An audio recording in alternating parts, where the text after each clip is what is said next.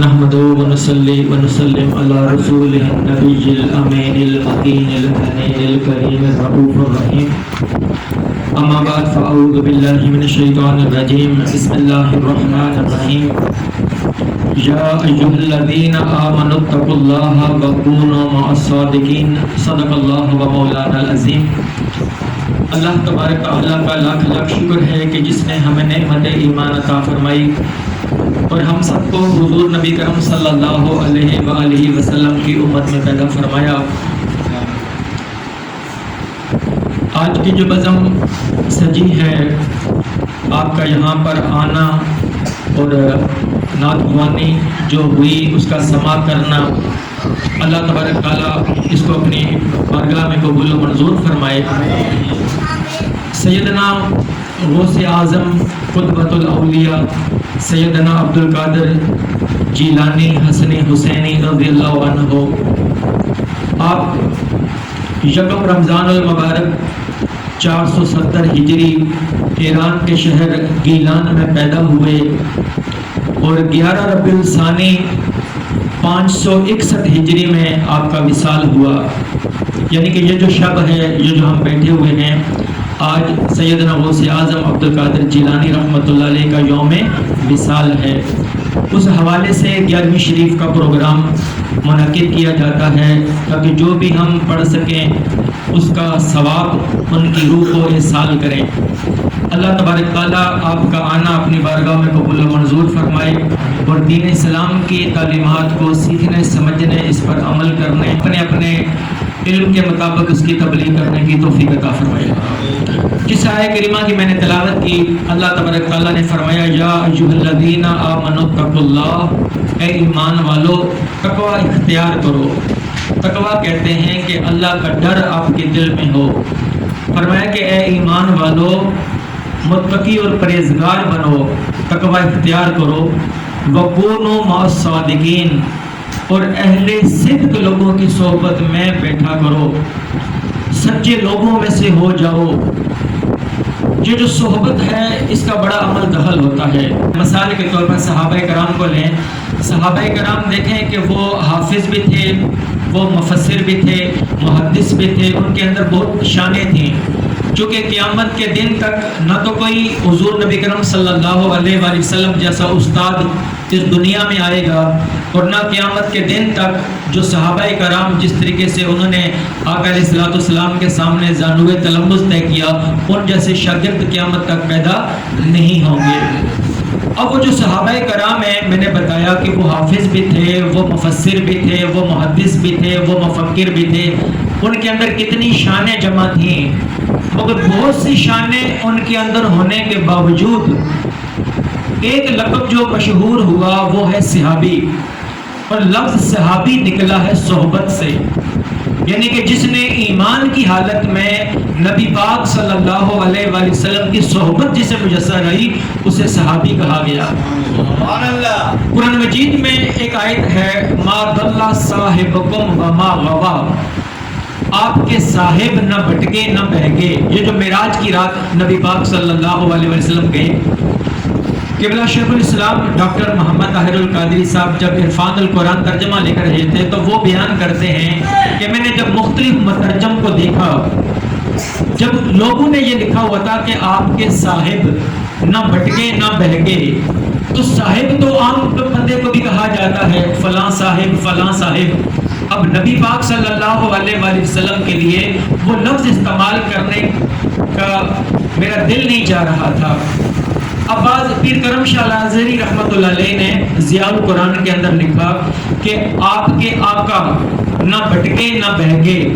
اب لفظ آقا کے اندر ادب اور احترام تو آ گیا، مگر آقا کا ترجمہ کہاں سے آیا؟ چونکہ لفظ ہے ما صاحبکم، آپ کے صاحب، صاحبکم وما غوا۔ اب صاحب کہیں تو عزت اور شان کم ہونے کا خدشہ ہے، اور اگر آقا کہیں گے تو آقا میں تکریم تو آ گئی، عزت تو آ گئی، مگر آقا کا لفظ کہاں سے آ گیا؟ چونکہ ترجمہ کرتے ہوئے جیسے پل صراط سے گزرنا ہوتا ہے۔ تو شیخ الاسلام کہتے ہیں کہ میں سوچ و بچار میں تھا تو میرے ذہن میں اللہ تبارک تعالیٰ نے یہ بات ڈالی، یہی بات جو صحبت، انہوں نے ترجمہ یہ کیا साहिब को लिया सोहबत से, उन्होंने तर्जुमा किया मास दल्ला साहिबकुम वमा गवा, आपको अपनी सोहबत से नवाज कर सहाबी बनाने वाले ना भटके ना बहके। आपको अपनी सोहबत से नवाज कर सहाबी बनाने वाले। तो सहाबाए कराम को देखें कि नबी पाक सल्लल्लाहु अलैहि वसल्लम की सोहबत मुयस्सर आई तो उनको वो मुकाम मिला कि उनको कहा गया कि ये सितारों के मानिंद है, जो इनकी इक्तदा करेगा वो कामयाब हो जाएगा। तो सोहबत का बड़ा अमल रहल है। अब देखिए अल्लाह तबारक ताला ने फरमाया ए ईमान वालो, या अय्युहल्लज़ीना आमनू, ए ईमान वालो। जब इंसान ईमान ले आता है, अल्लाह पर ईमान हो गया, रसूलों पर ईमान हो गया, तकदीर पर ईमान हो गया, ये ईमान मुफस्सल के अंदर जो कुछ आप पढ़ते हैं, तो ईमान लाने के बाद फरमाया कि तकवा इख्तियार करो।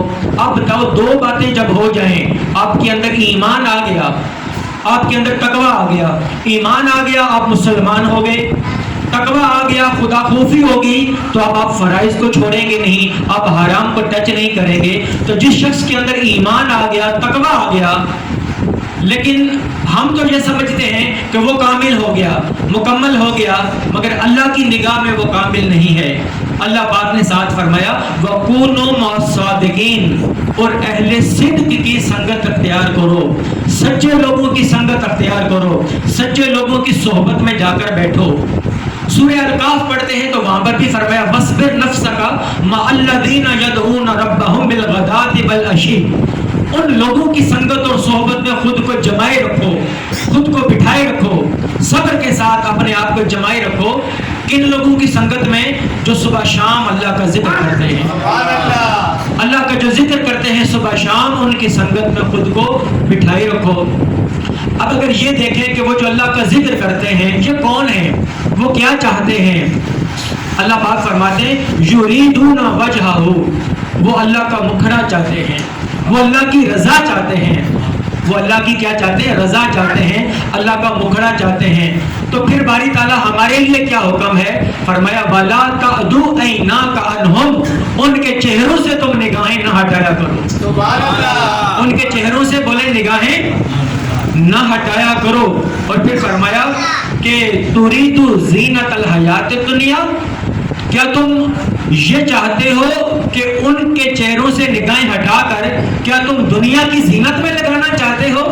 अब दो ही निगाहें हैं, या तो एक निगाह वो है जो अल्लाह वालों की संगत में बैठकर अल्लाह वालों का दीदार करती है, या एक वो निगाह है जो दुनिया की जीनत में लगी हुई है। ये हमने इंतखाब करना है। आगे अल्लाह तबारक ताला फरमाते हैं वला तुति मन अगफलना कल्बहु अन ज़िक्रिना, उनकी इत्तबा न करो जिनके दिल को हमने अपने जिक्र से गाफिल कर दिया है। बैठना कहाँ है, जो लोग सुबह शाम अल्लाह का जिक्र करते हैं उनकी संगत में बैठो, उनके चेहरे को देखा करो। और फिर फरमाया कि उनके चेहरों से निगाहें न हटाओ, तो कहा कि क्या तुम दुनिया की जीनत में अपनी निगाहें डालना चाहते हो, लगाना चाहते हो। और फिर साथ फरमाया कि उनकी इत्तबा न करना, उनकी इताअत न करना जिनके दिलों को हमने अपनी याद से गाफिल कर दिया है। और फिर कुरान मजीद के अंदर बयान हुआ, फरमाया वकाना अमरुहु फुरुता, और फरमाया कि वत्तबा हवाहु, उसने क्या किया, उसने अपने नफ्स की पैरवी की और वो हद से गुजर गया। अब देखें कि जो असल सैयदना गौसे आज़म अब्दुल कादिर जिलानी रहमतुल्लाह अलैह का जो सब्जेक्ट है वो तसव्वुफ है। आज जो यंग जनरेशन है जब वो लोगों से मुलाकात करते हैं, मैं अक्सर औकात आपके सामने रखा करता हूँ, जो आज की साजिशें हो रही होती हैं उसको बेनकाब करना होता है। आज बहुत सारी जो साजिशें हैं उसमें से एक साजिश ये भी है कि सूफिया कराम के साथ जो हमारी वाबस्तगी है उसको काटने की कोशिश की जा रही है। अल्लाह के जो वली हैं उनको बाबा का नाम, तुम बाबू के पीछे क्यों जाते हो, बाबू से क्या लेने जाते हो, ठीक है ना। तो इस तरह का वो नारा लगाकर लोगों को अल्लाह के वली से, अल्लाह वालों से दूर किया जाता है। अब ये बात आप लोगों ने गौर से सुनना है। पहले तो मैंने ये बात बताई कि सोहबत को कितनी अहमियत दी गई है। अब अगर फकत कुरान और हदीस पढ़ने से आपका ईमान और तकवा महफूज रहता तो अल्लाह पाक कभी ना फरमाते वकूनु मअस-सादिकीन। तो पता चला अल्लाह पाक फरमाना चाहते हैं बंदे, आज जो तेरे अंदर ईमान है, तकवा है, आज तो है, लेकिन अगर तेरी सोहबत गलत लोगों के अंदर चली गई, ایمان بھی محفوظ نہیں رکھے گا، تیرا تقوی بھی محفوظ نہیں رکھے گا۔ اگر تو یہ چاہتا ہے کہ تیرا ایمان محفوظ ہو جائے، اگر تو یہ چاہتا ہے کہ تیرا تقوی محفوظ ہو جائے، تو پھر اللہ والوں کی سنگت اور صحبت کو اختیار کرنا ہوگا۔ صحابہ کرام دیکھیں کہ آقا علیہ الصلوۃ والسلام کی صحبت ملی تو وہ صحابہ کا مقام ان کو مل گیا۔ آج تک دنیا صحابہ کی عظمت بیان کرتی ہے اور صحابہ کے کرام کے نقش قدم پر چلنے سے ہمیں کامیابی ملتی ہے۔ قرآن مجید کا مطالعہ کریں تو ایک مقام پر فرمایا هو الذی، یہ سورہ جمعہ کی آیت نمبر 2 ہے، هو الذی بعث فی الامیین رسولا منہم یتلو علیہم آیاتہ ویزکیہم ویعلمہم الکتاب والحکمہ۔ وہی ذات ہے جس نے اپنے محبوب کو بھیجا امیوں کے اندر، امی کہتے ہیں ان پڑھ کو، لوگ ان پڑھ تھے، جاہل تھے، ان ان پڑھوں کے اندر اللہ تبارک تعالیٰ نے رسول کا مبعوث فرمایا تو رسول کے 4 کام ذمہ لگائے۔ نمبر 1 یتلو علیہم آیاتہ، وہ قرآن مجید کی آیات کی تلاوت فرماتے تھے، ویزکیہم، ان کے دلوں کا تزکیہ کرتے تھے، وَيُعَلِّمُهُمُ الْكِتَابَ، انہیں کتاب کی تعلیم دیتے تھے، وَالْحِکْمَةَ، حکمت و دانائی سکھاتے تھے۔ یہ 4 کام حضور نبی کرم صلی اللہ علیہ وسلم کے تھے۔ اب بولے کون کون سے تھے 4؟ ایک ہے قرآن مجید کی آیات کی تلاوت کرنا، دوسرا ہے دلوں کا تزکیہ کرنا، تیسرا ہے کتاب کی تعلیم دینا، اور چوتھا ہے حکمت و دانائی۔ ان 4 کاموں کے اندر ایک آ رہا ہے تزکیہ، جو آج کا ٹاپک ہے۔ آج چونکہ تصوف کے اوپر گفتگو ہے، لوگ سمجھتے ہیں اور یہ سوال کرتے ہیں کہ یہ تصوف کہاں سے آ گیا، اور وہ یہ سمجھتے ہیں کہ شاید ان کی من گھڑت باتیں ہیں۔ تو آج ہم نے قرآن و حدیث کو فوکس کرنا ہے کہ یہ تصوف کیا ہے اور صوفیہ کرام کس چیز کی تبلیغ کرتے ہیں۔ تزکیہ کا لفظ آیا، نبی پاک صلی اللہ علیہ وسلم لوگوں کو قرآن کی آیات کی تلاوت بھی فرماتے ہیں، کتاب کا علم بھی دیتے ہیں اور حکمت و دانائی بھی دیتے ہیں، اس طرح لوگوں کے دلوں کا تزکیہ بھی کرتے ہیں۔ تزکیہ کہتے ہیں اعلیٰ اخلاق سے لوگوں کو زین کرنا، اعلیٰ اخلاق، اخلاق کے اندر ان کے اندر اخلاق کو بڑھایا جائے۔ اخلاق ہوتا ہے عادت، ایک انسان کی عادتیں ہوتی ہیں جو پست ہوتی ہیں۔ انسان جب اسلام قبول کرتا ہے، ایمان لے کر آتا ہے، تو وہ اپنے اخلاق کو بلند کرنے کی کوشش کرتا ہے، جس کے اخلاق بلند ہو جائیں۔ اور دوسرا ہے جو انسان کا نفس ہے، اس نفس کے رذائل کو ختم کیا جائے۔ اب نفس امارہ ہے، نفس امارہ میں تکبر ہے، انسان کے اندر منافقت ہے، انسان میں حسد ہے، انسان میں بغض ہے، انسان قتل و غارت گری کرتا ہے، انسان لڑائی جھگڑے کرتا ہے، انسان لوگوں کے ساتھ اچھے بیہیو سے پیش نہیں آتا، اس کا کردار خراب ہے۔ یہ ساری چیزیں جو نفس کے رذائل ہیں، ان نفس کے رذائل کو دور کرنا۔ 2 باتیں ہیں، اپنے اخلاق کو بلند کرنا، اور دوسرا جو نفس کے رذائل ہیں ان کا خاتمہ کرنا، اس کو تزکیہ کہتے ہیں۔ میں مثال دیتا ہوں چھوٹی سی واشنگ مشین کی۔ آپ کے کپڑے جب میلے ہو جاتے ہیں، پسینہ آتا ہے، ان کے اوپر داغ لگ جاتا ہے یا ناپاکی لگ جاتی ہے، آپ کے کپڑے بدبودار ہو جاتے ہیں نا، تو جب بدبودار کپڑے ہو جاتے ہیں آپ واشنگ مشین میں ڈالتے ہیں، سرف ڈالتے ہیں، تو واشنگ مشین اس کو کیا کرتی ہے؟ واشنگ مشین اس کو اجلا صاف ستھرا کر دیتی ہے۔ یہ جو واشنگ مشین کا جو عمل ہے نا، اس کو تزکیہ کہتے ہیں۔ انسان کا جب کپڑوں کا تزکیہ ہوتا ہے تو کپڑے کیا ہوتے ہیں؟ وہ اجلے ہو جاتے ہیں، پاک صاف ہو جاتے ہیں، اور ان کے اندر بدبو ختم ہو جاتی ہے، وہ صاف ستھرے کپڑے ہو جاتے ہیں۔ بالکل اسی طرح انسان جب اس دنیا میں آیا، اس دنیا میں جھوٹ بھی ہے، منافقت بھی ہے، تکبر بھی ہے، قتل و غارت گری بھی ہے، طرح طرح کی برائیاں ہیں۔ ان برائیوں بھرے ماحول کے اندر انسان کی روح آئی تھی عالم ارواح سے، اور عالم ارواح سے جب روح آئی تھی اس وقت وہ منزہ تھی، وہ پاک تھی، وہ صاف تھی۔ وہاں اللہ تبارک تعالیٰ کی تجلیات کا ورود ہوتا تھا، نزول ہوتا تھا۔ جب روح وہاں سے زمین پر آئی تو یہاں آ کر وہ گناہوں کے اندر لت پت ہو گئی، انسان گناہگار ہو گیا، قتل و غارت گری کرنے لگا، ظلم کرنے لگا، جبر و بربریت کرنے لگا، دوسروں سے مال چھیننے لگا۔ یہ ساری چیزیں ہونے لگی تو انسان گدلا ہو گیا۔ کیا ہو گیا؟ انسان گدلا ہو گیا، انسان کی روح بھی گدلی ہو گئی، انسان کا ذہن بھی گدلا ہو گیا، انسان کا باطن گدلا ہو گیا۔ اب ایک انسان کا ہوتا ہے ظاہر، ایک انسان کا ہوتا ہے باطن۔ ظاہر کو صاف کرنے کے لیے انسان کیا کرتا ہے؟ انسان وضو کرتا ہے، انسان غسل کرتا ہے۔ وضو کے ذریعے، غسل کے ذریعے انسان کا ظاہر صاف ہو جاتا ہے، لیکن انسان کے اندر کی جو خرابیاں ہیں، جو نفس کی خرابیاں ہیں، بے صبرا ہے انسان، لڑاکا ہے، لڑائی جھگڑے کرتا ہے، یہ چیزیں کہاں سے ختم ہوں گی؟ یہ اس کے اندر اجلا پن کیسے آئے؟ جزکیہم کا لفظ ہے، لوگوں کا تزکیہ کرنا، یہ ہوتا ہے اللہ والوں کی سنگت میں جا کر بیٹھنے سے۔ جب انسان اللہ والوں کی سنگت میں جا کے بیٹھتا ہے اور یہ جو اللہ اللہ اللہ اور اللہ کی جو ضربیں لگتی ہیں، ان ضربوں کے لگنے سے اللہ تبارک تعالیٰ اس کے باطن کے اندر نور پیدا کر دیتا ہے۔ جب باطن کے اندر نور آتا ہے، اللہ کے ذکر سے روشنی آتی ہے، تو اللہ تبارک تعالیٰ ان اندھیروں کو دور کرتا ہے۔ تو پہلے وہی شخص جس کی روح اور جسم گناہوں سے لتھڑا ہوا تھا، تو کیا ہوتا تھا؟ اسے خواب بھی برے آتے تھے، چونکہ اندر تاریکیاں تھیں۔ اور جب وہ پاک ہوا، صاف ہوا، وضو بھی کیا، غسل بھی کیا اور نیک سنگت کے اندر آ کر بیٹھا اور کسی ولی کی نگاہ بھی اس پر پڑی اور وہ ذکر بھی کرنے لگا اور اچھے لوگوں کی سنگتوں اور صحبتوں میں آ کر بیٹھا، اللہ تبارک تعالیٰ نے اس ذکر کے صدقے میں اور اللہ والوں کے صدقے میں اللہ تبارک تعالیٰ اس کے باطن میں نور عطا کر دیتا ہے، اس کے اندر چراغ جلنے لگ جاتا ہے، اللہ تبارک تعالیٰ روشنی عطا کرنے لگ جاتا ہے۔ اور وہی شخص جب گندا تھا، اسے برے خواب آتے تھے، اب اس کے دل کے اندر جب نور آ جاتا ہے تو اللہ تبارک تعالیٰ اس کو اچھے خواب عطا کرتے ہیں۔ وہ پھر کسی ولی کا دیدار کرتا ہے اور اس کے بڑے اچھے اچھے خواب آنا شروع ہو جاتے ہیں، رویا صالحہ اس کو آنا شروع ہو جاتے ہیں۔ تو یہ نیک لوگوں کی سنگت اور مجلس کا صدقہ ہوتا ہے کہ ہمارا باطن پاک ہوتا ہے۔ دیکھیں، جب یہ جو ہمارا دین ہے نا، ایک اس کا ظاہر ہے اور ایک اس کا باطن ہے۔ ظاہر کی بات آپ کو بتاؤں، محدثین کرام گئے، محدثین نے کیا کیا؟ محدثین وہ لوگ ہوئے جنہوں نے حدیث کی حفاظت کی۔ علماء ظاہر، اللہ تبارک تعالیٰ نے کچھ لوگوں کو چنا اور ان کو شریعت کی حفاظت کرنے کی استعداد عطا کی، ایبلٹی دی، ان کو قابلیت دی کہ وہ دین کے ظاہر کو محفوظ کریں۔ ان میں محدثین ہوئے، فقہا ہوئے، مجددین ہوئے۔ محدثین نے کیا کیا؟ انہوں نے حدیثوں کو روایت کیا اور حدیثوں کی تدوین کی۔ امام بخاری ہیں، مسلم ہیں، ترمذی ہیں، ابو داؤد ہیں، نسائی ہیں، ابن ماجہ ہیں، امام بہقی ہیں، امام ابن حبان ہیں۔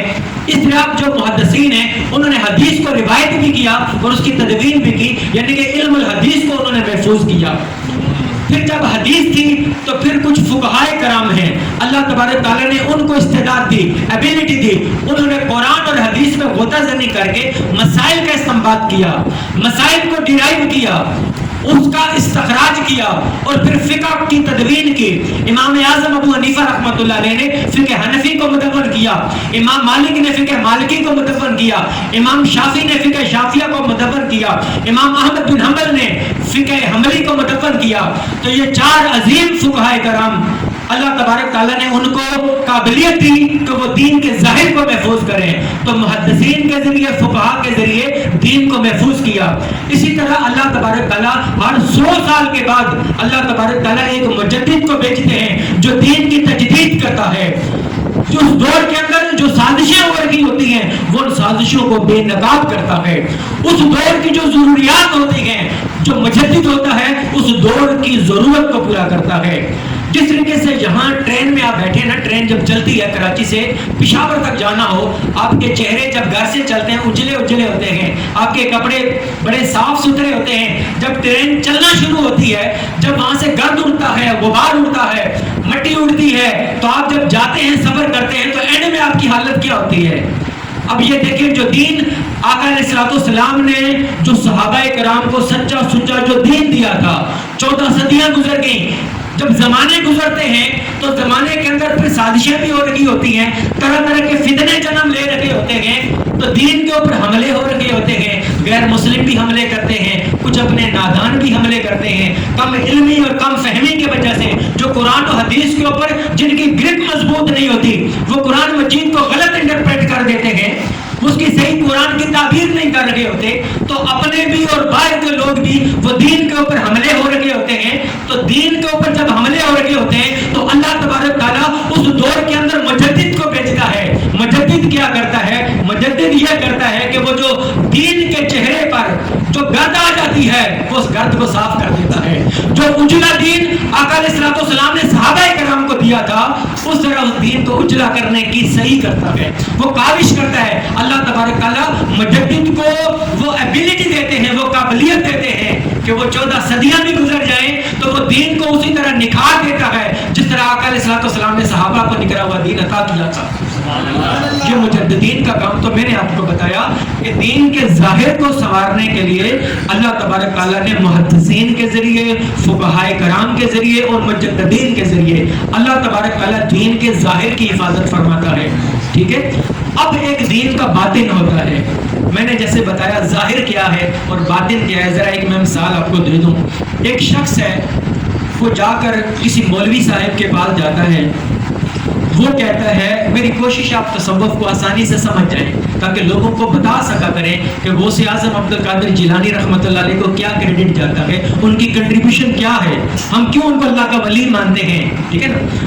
ایک شخص ہے, وہ جاتا ہے کسی مولوی کے پاس, عالم کے پاس, وہ کہتا ہے کہ میں نے جسم کو پاک کیا, لباس کو پاک کیا, جگہ کو پاک کیا, نماز کا وقت تھا, قبلہ رخ ہوا, میں نے اپنے صدر کو ڈھانپا, میری نیت بھی تھی, پھر میں نے تکبیر تحریمہ کی, میں نے قیام کیا, قرات کی, میں نے رکوع کیا, میں نے قومہ کیا, میں نے سجدہ کیا, جلسہ کیا اور قاعدہ اولا اور قاعدہ اخیرہ سلام پھیرا, تو کیا میری نماز ہو گئی؟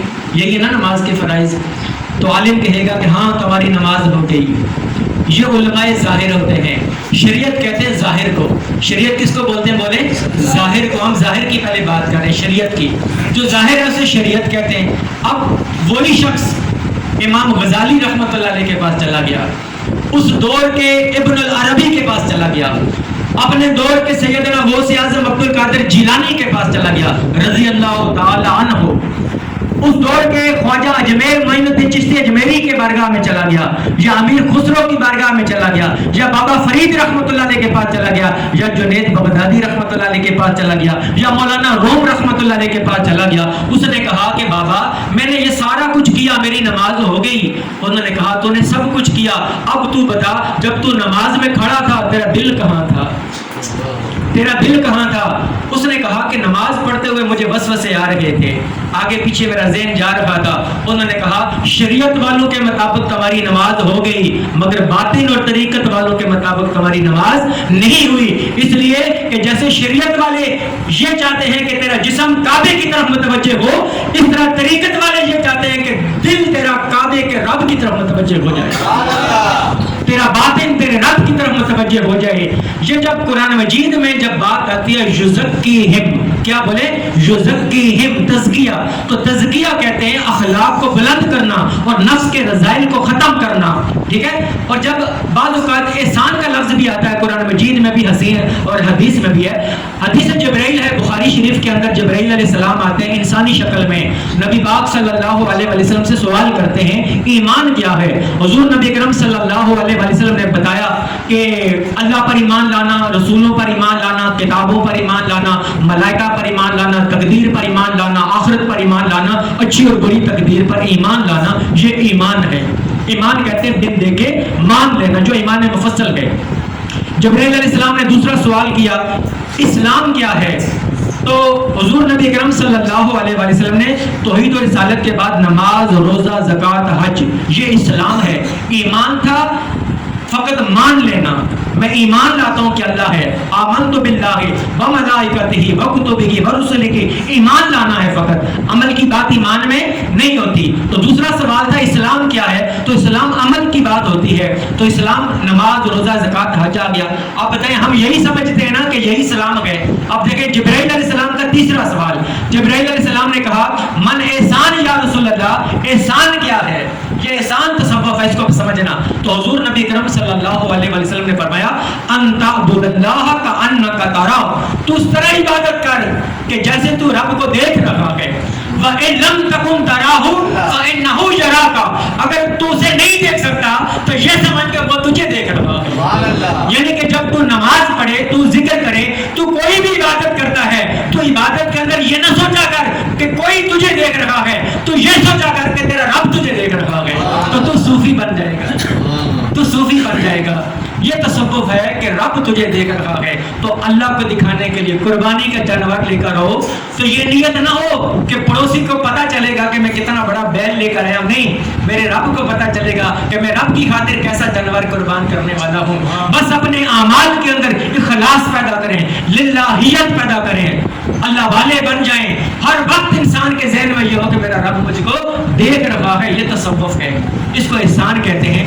ایک بات اور آپ کو میں بتاؤں کہ قرآن مجید کے اندر ایک آیت ہے وَالْقَاظِمِينَ الْغَيْظَ وَالْعَافِينَ عَنِ النَّاسِ وَاللَّهُ يُحِبُّ الْمُحْسِنِينَ۔ احسان کی بات ہو رہی تھی نا، تو احسان یہ ہوتا ہے کہ انسان اپنے دل میں یہ رکھے کہ مجھے میرا رب دیکھ رہا ہے نا، تو احسان جو عمل کرنے والا ہوتا ہے، احسان جو لوگ صاحب احسان ہوتے ہیں انہیں محسن کہتے ہیں۔ کیا کہتے ہیں؟ بولے، محسن کہتے ہیں جو احسان کرنے والا ہے۔ اللہ تبارک تعالیٰ نے فرمایا کہ جو غصے کو پی جاتے ہیں، وَالْقَاظِمِينَ الْغَيْظَ، اب بتائیں جو غصہ ہے یہ انسان کے باطن کی بیماری ہوتی ہے۔ ایک شخص آیا، صحابی تھے، نبی پاک صلی اللہ علیہ وسلم کے دائیں طرف سے آیا، اس نے کہا کہ سب سے اچھا عمل کون سا ہے؟ آقا علیہ السلام نے فرمایا تو غصہ چھوڑ دے۔ وہ بائیں طرف سے آیا، وہی سوال کیا، آقا علیہ السلام نے فرمایا تو غصہ چھوڑ دے۔ اور پھر پیچھے سے آیا تو آقا علیہ السلام نے فرمایا تو غصہ چھوڑ دے۔ آپ بتائیں اگر ہم غصے کو کنٹرول کر لیں تو کتنے مسائل کا حل ہو جائے۔ ایک غصے کو کنٹرول کرنا، آپ فرمایا کہ وَالْقَاظِمِينَ الْغَيْظَ، جو غصے کو پی جاتے ہیں، وَالْعَافِينَ عَنِ النَّاسِ، جو لوگوں کو معاف کر دیتے ہیں، وَاللَّهُ يُحِبُّ الْمُحْسِنِينَ، اللہ پاک ایسے محسنین سے محبت فرماتا ہے۔ یعنی کہ محسن بنے۔ محسن کون ہو گیا؟ اب بتائیں، اگر اپنے سے سوال کریں کہ ہم لوگوں میں سے صوفی کون ہے، ٹھیک ہے نا، چھوٹے درجات ہوتے ہیں نا، جیسے انبیاء کے بھی درجات ہیں، اس طرح ولایت کے بھی درجات ہوتے ہیں، انسانوں کے درجات ہوتے ہیں، محسنین کے درجات ہوتے ہیں۔ پر جو غصے کو پی لیتا ہے اور لوگوں کو معاف کر دیتا ہے وہ محسن کے درجے پر فائز ہو جاتا ہے۔ یہ قرآن کی آیت ہے، کسی سے پوچھنے کی کیا ضرورت۔ آپ رشتہ داروں کے اندر دیکھ لیں کتنے لوگوں کو آپ معاف کر دیتے ہیں، دوستوں کے اندر، احباب، پڑوس کے اندر، جو غصے کو پی جاتا ہے لوگوں کو معاف کر دیتا ہے، اللہ پاک ایسے محسنین سے محبت فرماتا ہے۔ میں اپنی بات کے اختتام کی طرف جا کر میں بتاؤں کہ یہ جو لفظ صوفی ہے، صوفی کا لفظ کہاں سے نکلا؟ ہمارے پاکستان میں بڑے مسئلے ہیں۔ ہمارے پاکستان میں جس کی لمبی داڑھی ہوتی ہے اسے کہتے ہیں مولوی صاحب، جس کی چھوٹی داڑھی ہوتی ہے اسے کہتے ہیں صوفی صاحب، اور جو نابینا ہوتا ہے اسے کہتے ہیں حافظ صاحب۔ یہ ہماری اپنی یعنی کہ گڑی ہوئی اصطلاحیں ہیں۔ اب آپ کو بتاتا ہوں صوفی کسے کہتے ہیں۔ حضور نبی کرم صلی اللہ علیہ وسلم کے حوالے سے بخاری شریف میں حدیث ہے، حضرت مغیرہ بن شعبہ، یہ مغیرہ بھی پڑھتے ہیں مغیرہ بھی پڑھتے ہیں، حضرت مغیرہ بن شعبہ رضی اللہ تعالیٰ عنہ سے مروی ہے، بخاری شریف کے اندر حدیث ہے، نبی پاک صلی اللہ علیہ وسلم کے حوالے سے فَغَسَلَ وَجْهَهُ وَيَدَيْهِ وَعَلَيْهِ جُبَّةٌ مِّن صُوف، پھر آپ صلی اللہ علیہ وسلم نے اپنے چہرے اقدس اور دونوں ہاتھوں کو دھویا، اس وقت آپ نے اونی جبہ زیب تن فرمایا ہوا تھا۔ اون کو کہتے ہیں صوف، اونی جبہ پہننا نبی پاک صلی اللہ علیہ وسلم کی سنت ہے۔ یہ بخاری شریف اور انس بن مالک رضی اللہ تعالیٰ عنہ سے مروی ہے، یہ سنن ابن ماجہ میں ہے۔ انس بن مالک بیان کرتے ہیں لبس رسول اللہ صلی اللہ علیہ وسلم الصوف، حضور نبی کرم صلی اللہ علیہ وسلم نے اونی لباس پہنا ہوا تھا۔ اور جو بدری صحابہ کرام 313 جنہوں نے غزوہ بدر لڑی، ان میں 70 صحابہ کرام وہ تھے جو اون کا لباس پہنا کرتے تھے۔ اور جو نبی پاک صلی اللہ علیہ وسلم نے جو مسجد نبوی کی تعمیر فرمائی اور ساتھ ایجوکیشنل اکیڈمی بنائی تھی جسے اصحاب صفہ کہتے ہیں، اس میں جو صحابہ کرام ہوا کرتے تھے وہ اون کا لباس پہنا کرتے تھے۔ اور اصحاب صفہ، یہ جو صفہ، یہ صفہ صوف سے ہے، اون کا لباس پہننے والے لوگ، اصحاب صفہ کا میں ترجمہ کر رہا ہوں، اصحاب صاحب کی جمع اصحاب، اصحاب صفہ اون کا لباس پہننے والے لوگ، یعنی کہ وہ جو درویش تھے جن کا گھر بار نہ تھا، جو 24 گھنٹے آقا علیہ السلام کی بارگاہ میں حاضر رہتے تھے، وہ صوفی تھے۔ چونکہ وہ صوف کا لباس پہنتے تھے تو صوفی وہ ہوتا ہے جو اون کا لباس پہنتا ہے۔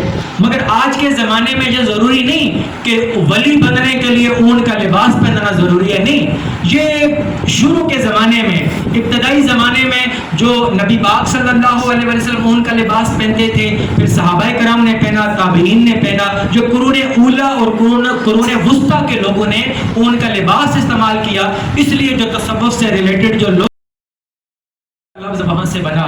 اب سمجھ آئی؟ تصوف جو صوف ہے، صوف سے اون کا لباس پہننے والے، لیکن یہ ضروری نہیں کہ ولی بننے کے لیے اون کا لباس پہنا جائے۔ اب دوسری چیز ہوتی ہے خلوت نشینی۔ جو اللہ کے ولی ہوتے ہیں وہ تنہائی پسند ہوتے ہیں، وہ غاروں میں چلے جاتے ہیں، عبادتیں کرتے ہیں، خلوت نشینے۔ اور حضور نبی کرم صلی اللہ علیہ وسلم کی سنت ہے، امام حلبی السیرۃ الحلبیہ میں بیان کرتے ہیں کہ حضور نبی کرم صلی اللہ علیہ وسلم کو بچپن سے ہی عبادت اور خلوت سے انس تھا، محبت تھی۔ اس لیے آپ نے دیکھا نا کہ غار حرا میں 10 دن گزر جاتے، 20 دن، 40 دن گزر جاتے ہیں، اور خدیجہ الکبریٰ جب تلاش کرتے ہیں تو دیکھتی ہیں کہ غار حرا کے اندر حضور نبی کرم صلی اللہ علیہ وسلم خلوت گزین ہیں۔ اور اس وقت مکہ کے لوگ، ایک بات بھی آپ کو بتا دو مزے والی بات، محبت اور عشق میں فرق کیا ہوتا ہے؟ دیکھیں، ایک ہوتی ہے محبت اور ایک ہوتا ہے عشق۔ یہ جو صوفی ہوتے ہیں وہ عاشق ہوتے ہیں۔ تو محبت یہ ہوتی ہے کہ ہمیں اللہ اور اس کے رسول سے محبت بھی ہوتی ہے، اور ہم کھانا پینا بھی جاری رہتا ہے، ہمارا سونا جاگنا بھی رہتا ہے، تو محبت تو یوں ہی رہتی ہے۔ لیکن عشق یہ ہوتا ہے کہ جب محبت بڑھتے بڑھتے بڑھتے جب بامبر بنتا ہے تو پھر 7 دن کے ستو جا کر آقا علیہ الصلوۃ والسلام لے کر جاتے ہیں، اور 40 دن غار حرا کے اندر بیٹھے رہتے ہیں، اور معلوم نہیں کہ گھر بار کا معاملہ کیا ہے، انہیں کسی کی کوئی خبر نہیں ہوتی، فقط اپنے مولا کی محبت کے اندر۔ تو مکہ کے کافر لوگ، امام غزالی رحمۃ اللہ علیہ اپنی کتاب المنقذ من الدلال کے اندر بیان کرتے ہیں کہ مکہ کے کافر کہا کرتے تھے انا محمدن عاشق ربہ، اس محمد کو اپنے رب سے عشق ہو گیا ہے۔ تو یہ جو خلوت نشینی ہے یہ آقا علیہ الصلوۃ والسلام کی سنت ہے۔ تو جو صوفیہ کرام ہوتے ہیں وہ کیا کرتے ہیں؟ وہ گوشہ نشینی کا اختیار کرتے ہیں، خلوت نشینی اختیار کرتے ہیں، اور پھر وہ ذکر کرتے ہیں جو اللہ کا۔ یہ بھی قرآن کی آیت ہے، قرآن مجید کے اندر فرمایا وَاذْكُرِ اسْمَ رَبِّكَ وَتَبَتَّلْ إِلَيْهِ تَبْدِيلًا، اللہ کے نام کا ذکر اس طرح کیا کرو کہ ہر چیز سے کٹ کر فقط مولا کے ہو جاؤ۔ تو اللہ کا جو ذکر کیا جاتا ہے، اللہ کی جو ضربیں لگتی ہیں، یہ کیا ہوتا ہے؟ صوفیہ کرام کی مجلسوں کے اندر جو قرآن مجید کی آیت ہے۔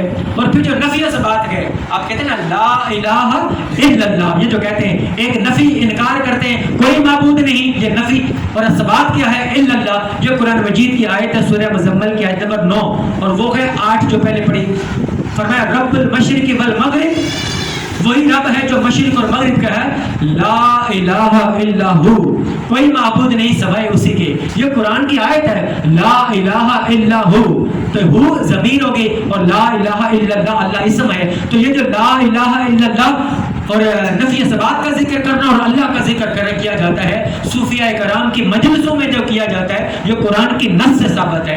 اب بتائیں نا کون سی چیز ہے جو صوفیہ کرام کی مجلسوں میں ہوتی ہے جس کو شریعت کے خلاف سمجھا جاتا ہے؟ اللہ تبارک تعالیٰ نے جن اولیاء کرام کو، میں نے پہلے بات بتائی کہ جس طرح شریعت کے ظاہر کو محفوظ کرنے کے لیے اللہ تبارک تعالیٰ نے محدثین کا طبقہ پیدا کیا، فقہا کا طبقہ پیدا کیا، مجددین کو بھیجا، اسی طرح اللہ تبارک تعالیٰ نے اس دین کے باطن کو محفوظ کرنے کے لیے، طریقت کو محفوظ کرنے کے لیے اللہ پاک نے صوفیہ کرام کا طبقہ بھیجا، جن کے ذریعے اللہ تبارک تعالیٰ نے دین کے باطن کو محفوظ کیا۔ تو جس طریقے سے ادھر ظاہر کو سنوارنے والوں نے جب اپنی محنتیں کی تو کہیں فقہ حنفی بنی، شافی بنی، حنبلی بنی، مالکی بنی، تو جب صوفیہ کرام نے محنتیں کی، ان کے اپنے اپنے سلاسل تھے، تو کوئی قادری بنا، کوئی نقشبندی بنا، کوئی سہروردی بنا، کوئی چشتی بنا، کوئی شاذلی بنا، کوئی رفاعی بنا۔ لیکن اکثر لوگ کہنے لگ جاتے ہیں یہ قادری نقشبندی کہاں سے آ گیا؟ بولے یہ وہیں سے آ گیا جہاں سے حنفی اور شافی آ گیا۔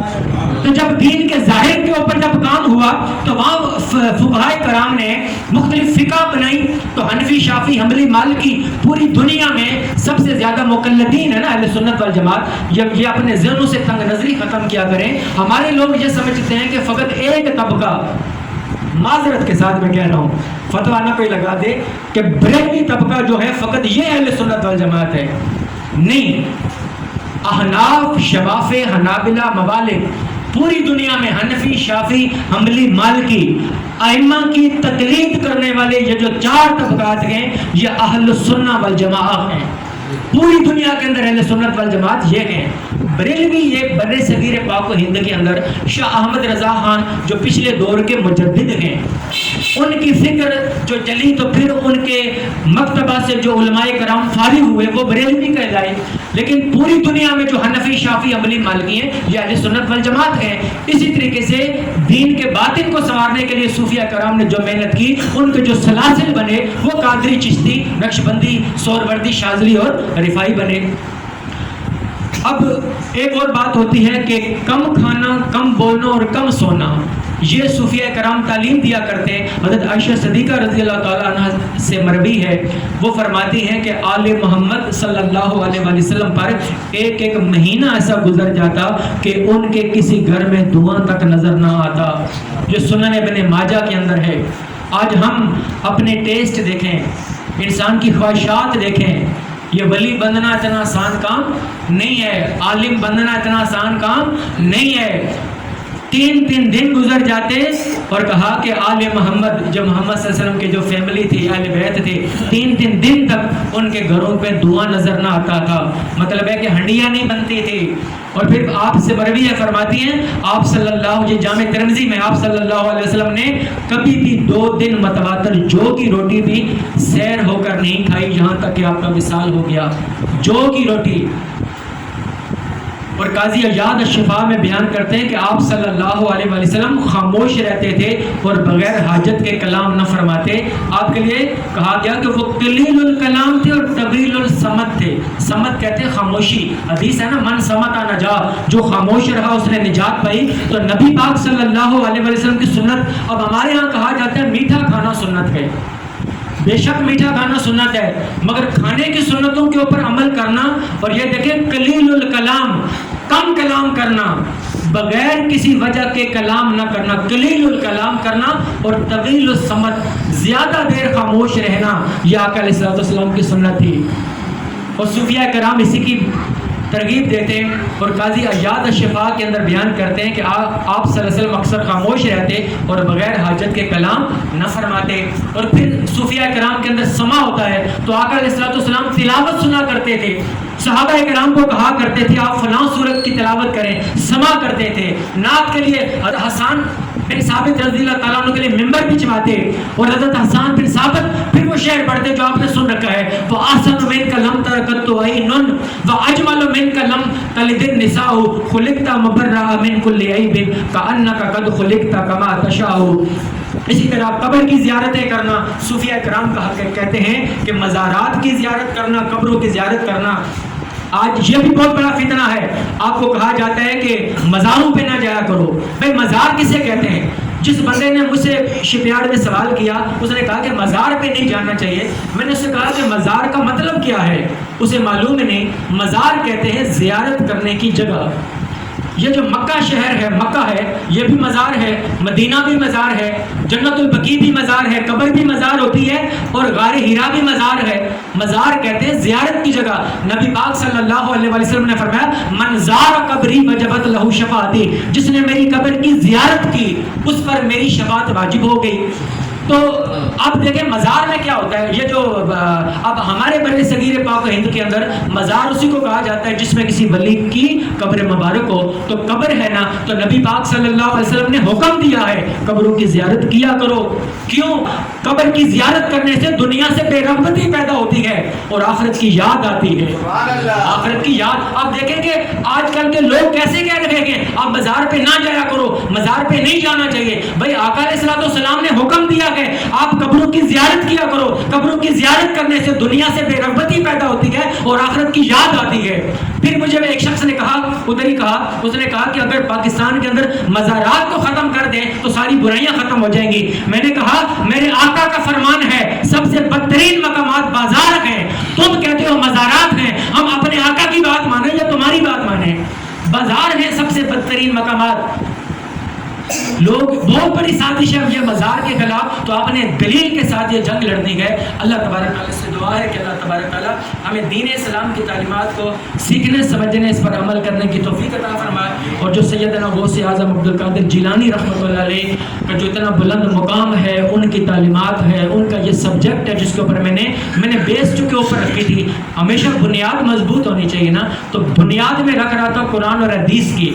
تو پھر قرآن اور حدیث کی تائید میں اولیاء کرام کے ارشادات اقوالات لائے جاتے ہیں. تو آج میں نے بنیاد رکھی ہے تصوف کی آپ کے سامنے کہ قرآن اور حدیث میں تزکیہ کا لفظ، احسان کا لفظ اور اولیاء کرام کے جو مشمولات ہیں یہ ان کے من گڑت نہیں بلکہ قرآن و حدیث سے ثابت شدہ ہیں. اللہ تبارک تعالیٰ سے دعا ہے کہ اللہ تبارک تعالیٰ صوفیاء کرام اور اولیاء کرام کے نقش قدم پر چلنے کی توفیق عطا فرما اور ان کی تعلیمات پر عمل پیدا ہونے کی توفیق عطا فرما. وما علینا الا البلاغ المبین.